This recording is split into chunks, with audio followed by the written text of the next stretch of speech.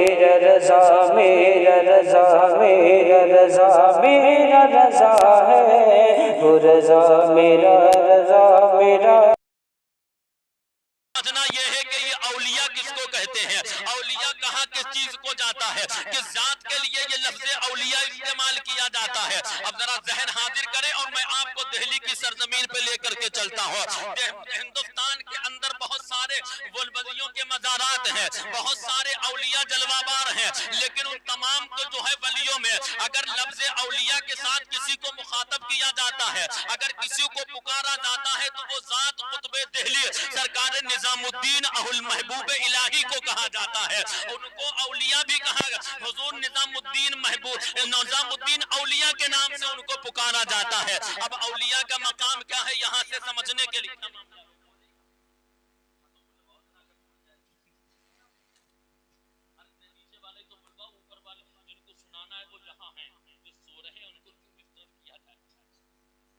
محبت سے درود پاک پڑھ لیں۔ اللہم صلی علی سیدنا و نبینا و مولانا محمد معدن الجود والکرم، صلو علیہ صلاۃ و سلام علیک یا رسول اللہ صلی اللہ تعالی علیہ وسلم۔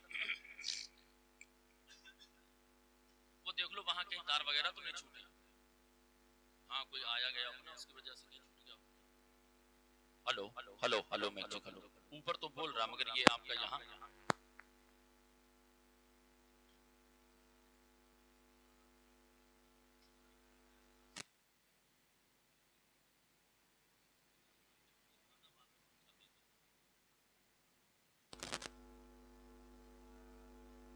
ہلو نہیں ابھی کچھ گڑبڑی آپ بول رہا بہت اچھا رہا تھا، اس میں تو کوئی گڑبڑی نہیں ہے۔ درود پاک پڑھا، اللہم صلی علی سیدنا و نبینا و مولانا محمد معدن الجود والکرم، صلو علیہ یا رسول اللہ صلی اللہ تعالی علیہ وسلم۔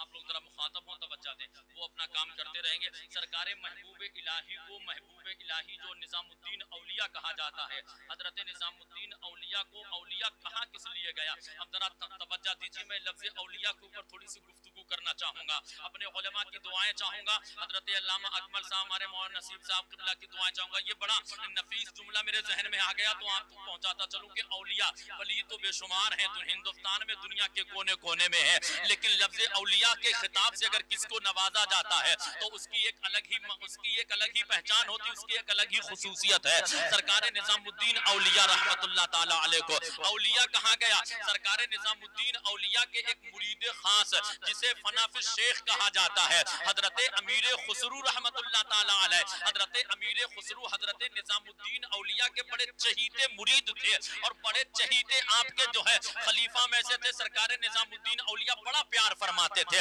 حضرت نظام الدین اولیاء سے حضرت جو ہے امیر خسرو بھی بڑا پیار کرتے تھے۔ ایک مرتبہ کا معاملہ یہ کہ کسی کام سے حضرت نظام الدین اولیاء نے جو ہے حضرت امیر خسرو کو بھیجا، حضرت امیر خسرو گئے لیکن دیکھا کہ سامنے سے جنازہ آ رہا ہے، کافی لمبی قطار ہے، ٹھہر جاتے ہیں، کافی تاخیر ہوئی حضرت نظام الدین اولیاء کی بارگاہ میں۔ جب امیر خسرو پہنچے حضرت نظام الدین اولیاء نے پوچھا اے امیر خسرو یہ بتاؤ اتنی تاخیر کی وجہ کیا ہے؟ امیر خسرو بتاؤ یہ دیری کیسے ہوئی ہے؟ حضرت امیر خسرو عرض کرتے ہیں کہ حضور میری نگاہ کے سامنے سے ایک جنازہ آ رہا تھا، حضرت امیر خسرو نے اتنا کہا جس کی وجہ سے میں رک گیا تھا۔ حضرت نظام الدین اولیاء فرماتے ہیں کہ کیا تم کس وجہ سے رکے؟ کیا اس لیے رکے تھے کہ جو اگر نیک کا جنازہ جا رہا ہے، اگر کوئی گناہگار اس میں شریک ہو جائے تو اللہ پاک اس کی مغفرت فرما دیتا ہے، اس کی بخشش فرما دیتا ہے۔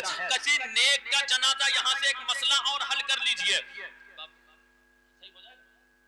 Hello hello hello make check hello hello make check hello hello hello make check hello کو صحیح کر دیجئے، ادھر ذہن حاضر کریں۔ یہاں پہ ایک مسئلے کی بات اور سمجھئے، لوگ آج جنازہ کو نماز جنازہ پڑھنے سے چھوڑ دیا کرتے ہیں۔ میں آپ کو بتانا چاہتا ہوں، یہ آپ کے اصلاح کے لیے عرض کیے جا رہا ہوں، اگر کوئی دنیا سے ہمارا عزیز چلا جائے اور آپ اس کی نماز جنازہ کے لیے جاتے ہیں یا اس کے انتقال میں جاتے ہیں تو آج انتقال میں جاتے ہیں تو لوگ رسمن شریک ہوتے ہیں، رسمن شریک نہیں ہونا چاہیے، بلکہ جو جا رہا ہے اس کے جنازے میں آپ جو ہے نماز جنازے में भी शिरकत कीजिए, उसके जनाजे को कांधा भी दीजिए, उसको बढ़ चढ़ करके मिट्टी उसके जो है उसकी कब्र पे डालिए और मिट्टी भी देने में आगे जो है पहल कीजिए और आगे बढ़ चल करके हिस्सा लीजिए। अब जरा जहन हाजिर करें, अफरा तफरी का माहौल बिल्कुल खत्म करें। मैं बड़े जो है जिम्मेदारी के साथ एक बात अर्ज करना चाहता हूँ, आप जो है रस्मन न शरीक होया करें, बल्कि अगर हमारे अजीज का किसी का जनाजा उठा है तो आपको चाहिए कि उसके जनाजे में शरीक हो।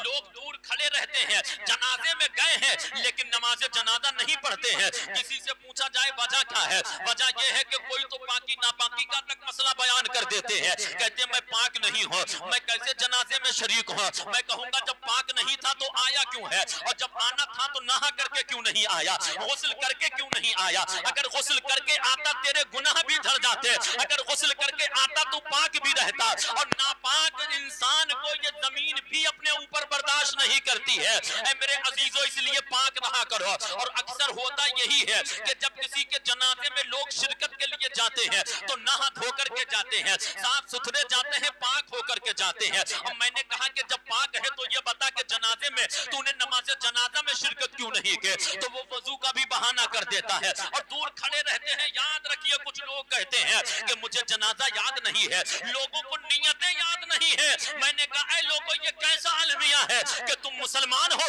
मगर जनाजे की नियत तुम्हें याद नहीं है, तुम मुसलमान हो जनाजे की दुआ तुम्हें याद नहीं है। क्या तुम लोगों को मरना नहीं है, क्या तुम्हें अल्लाह को मुंह नहीं दिखाना है, क्या कब्र में तुम्हें जाना नहीं है।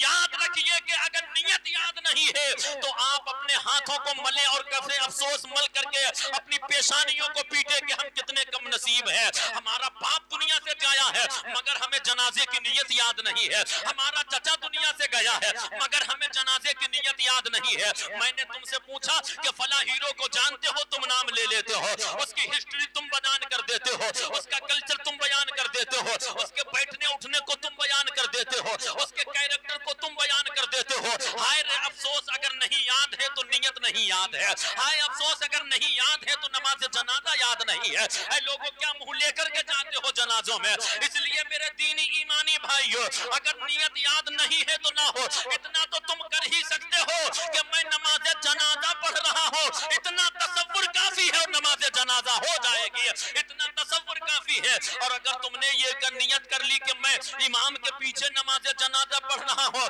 तो याद रखिए तुम्हारा ये तसव्वुर करना ही तुम्हारी नियत है। और नियत कहते हैं दिल के इरादे को, जबान से इकरार करना, जबान से कहना, जबान से पढ़ लेना, ये अफजल मामला है। अगर नहीं याद है तो इसकी वजह से आप नमाज जनाजा को ना छोड़े। अब आप कहोगे कि उमर रजा, अगर हम नमाज जनाजा पढ़ते हैं तो मिलेगा क्या। इंसान बड़ा लालची है, ये बड़ा जो है फायदे के कोई काम नहीं करता है। जब इससे फायदा दिखता है तब काम करता है, इससे वो कोई मुनाफा दिखता है तब काम करता है। अब फायदा सुनो प्यारे, सुनो, अब फायदा सुन लो।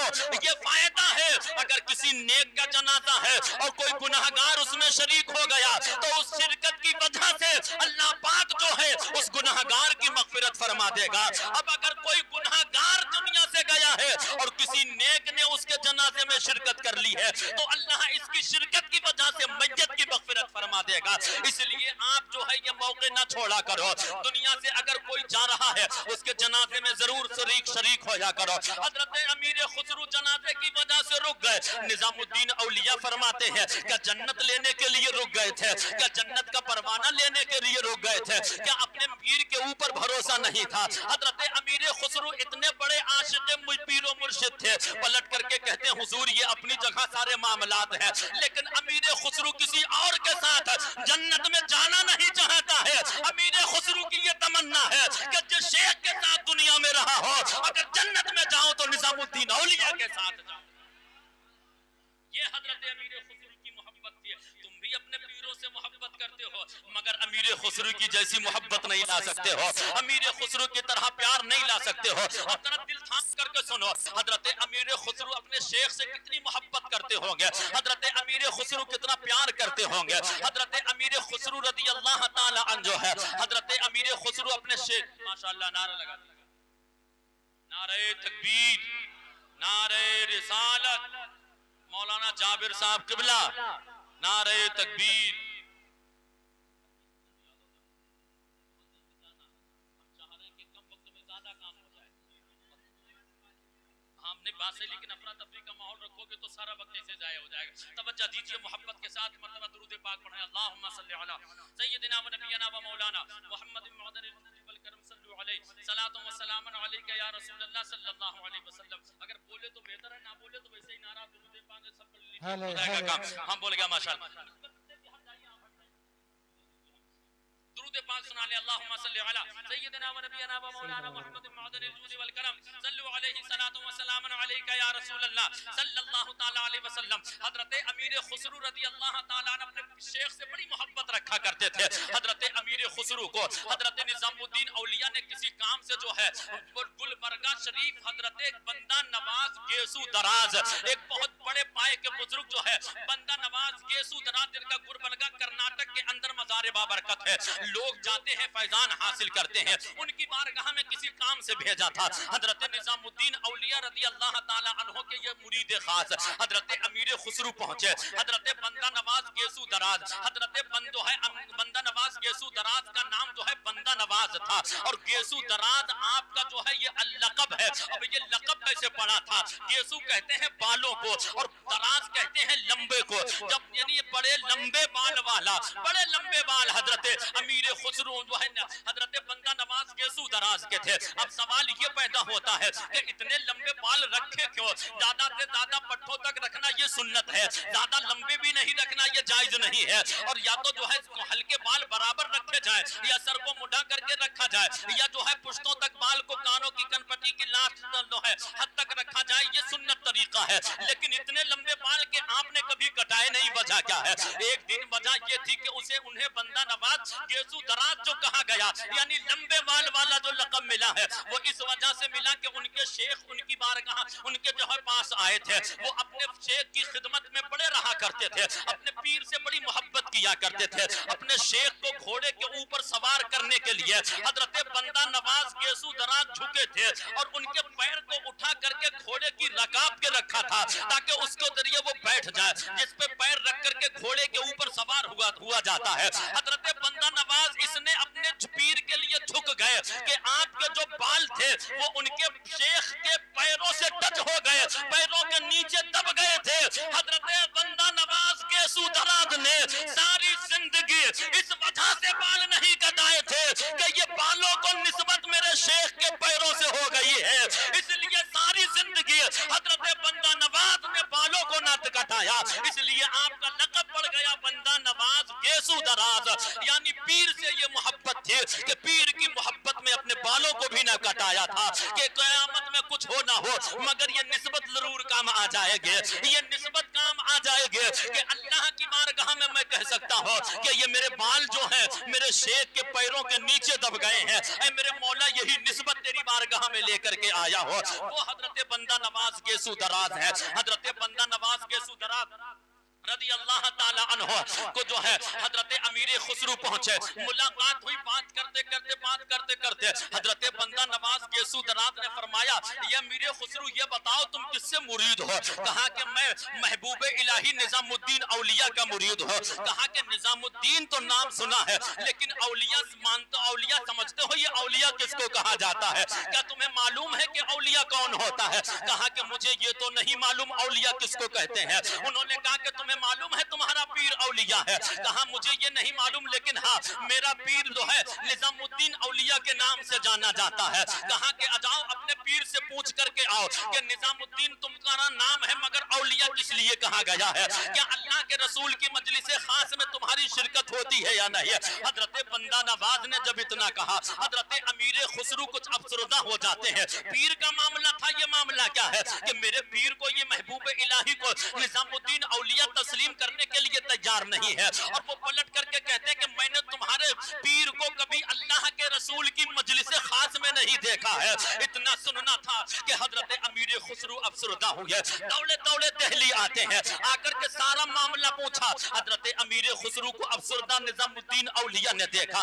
دیکھنے کے بعد کہا بیٹے کیا معاملہ ہے؟ بولے حضور انہوں نے یہ کہا کہ میں نے تمہارے پیر کو کبھی اللہ کے محبوب اللہ کے رسول کے مجلس خاص میں نہیں دیکھا ہے, تو تمہارا پیر محبوب الہی نظام الدین اولیاء کیسے ہو گیا ہے؟ مجھے بڑا اب جو ہے رنج ہوا ہے. حضرت نظام الدین اولیاء فرماتے ہیں جاؤ دوبارہ چلے جاؤ وہ تمہاری توقیر کریں گے، جاؤ دوبارہ چلے جاؤ تمہیں اب جو ہے شرمندہ نہ ہونا پڑے گا۔ دوڑے دوڑے پھر جاتے ہیں، جا کر کے دیکھا کہ اسی دن جس دن پہنچے وہ کر کے کہتے ہیں کہ اے بندہ نواز، میرے شیخ نے کہا ہے کہ میں اللہ کے رسول کی مجلس خاص میں شرکت کیا کرتا ہوں، مگر میرے شیخ کہتے ہیں کہ میں نے کبھی بندہ نواز کو نہیں دیکھا ہے۔